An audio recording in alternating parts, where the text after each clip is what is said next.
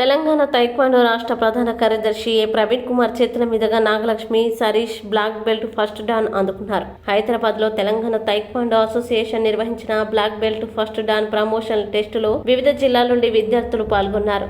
మంచిర్యాలకి చెందిన మాకినపల్లి నాగలక్ష్మి, మాకినపల్లి సరీష్ అత్యంత ప్రతిభ కనబర్చి బ్లాక్ బెల్ట్ ఫస్ట్ డాన్ సాధించారని తెలంగాణ తైక్వాండో అసోసియేషన్ ప్రధాన కార్యదర్శి ఏ ప్రవీణ్ కుమార్ తెలిపారు.